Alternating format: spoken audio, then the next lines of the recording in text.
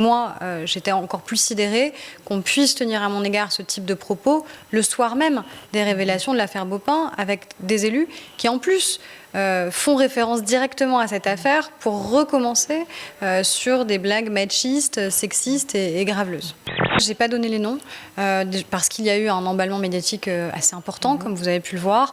Et moi, mon but, c'est pas de clouer au pilori en place publique mais s'il ne mérite pas deux hommes. Puni ces personnes. Michel Legier est au courant. C'est le seul, avec son chef de cabinet, qui savent qui sont les deux personnes qui ont tenu ces propos. Je sais qu'il va les voir et je sais qu'il va leur en parler. Allez, on y va. Yeah. Et ben voilà, ça y est. On va pouvoir marcher sur la place, c'est pas bon ça. Après 10 semaines de travaux, la place des Douves à Voisins-le-Bretonneux affiche désormais un nouveau visage. Un nouveau revêtement pour un espace plus aéré que les Vicinois ont inauguré samedi. Ce matin à Montigny-le-Bretonneux, la nouvelle résidence du Vélodrome pour jeunes travailleurs a été inaugurée. Le montant de la réalisation de l'opération, réalisée par le bailleur Osica, s'élève à 12 840 000 € avec la participation de l'État, du Conseil régional et départemental, mais aussi de la CAF. Un bâtiment à l'architecture contemporaine, comme vous pouvez le voir sur les images, qui comprend 10 logements accessibles à personnes à mobilité réduite. C'est une première dans les Yvelines. À Versailles, une auto-école sociale a vu le jour en décembre dernier.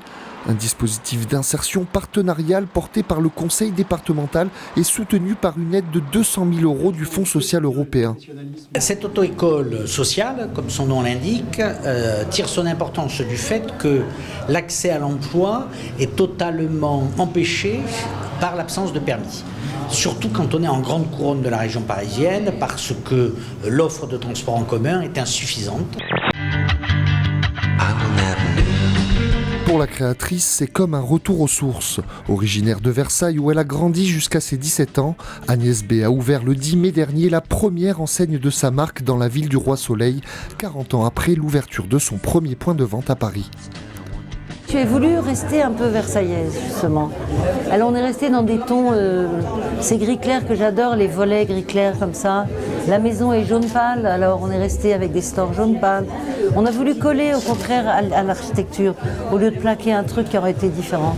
Nous commençons ce journal avec la mobilisation des syndicats de police qui a eu lieu aujourd'hui à Paris. Les forces de police ont manifesté aujourd'hui place de la République. Objectif, dénoncer la haine anti-policier en France depuis l'ouverture du débat sur la loi travail. Selon les syndicats de police, 351 gens ont été blessés en 2 mois dans l'Hexagone. La mobilisation a réuni aujourd'hui près de 2000 personnes, dont une centaine venues des Yvelines. C'est déjà un très très haut niveau de mobilisation, qui a des conséquences fortes puisque une grande partie de l'établissement est fermée. Si vous venez aujourd'hui, vous verrez pas grand-chose. Les régressions sociales ne s'arrêtent jamais aux portes du privé. Elles s'appliquent souvent aussi avec rebond à la fonction publique. 7 bornes et véhicules à 2 pas de la mairie, tout près de la gare Versailles-Rive-Gauche. Depuis la fin du mois d'avril, la commune possède 21 véhicules répartis sur 3 stations. Ça fonctionne très bien parce que le démarrage en 15 jours, 3 semaines, on a déjà plus de 160 abonnés annuels. À Bois d'Arcy, l'installation est encore au stade de projet. 2 stations devraient voir le jour à la zone d'activité de la Croix-Bonnet et près de l'avenue Paul-Vaillant-Couturier, grande artère de la commune. C'est un vrai complément de transport pour les Arcisiens, mais aussi du point de vue développement durable, puisque les stations seront équipées de bornes de rechargement.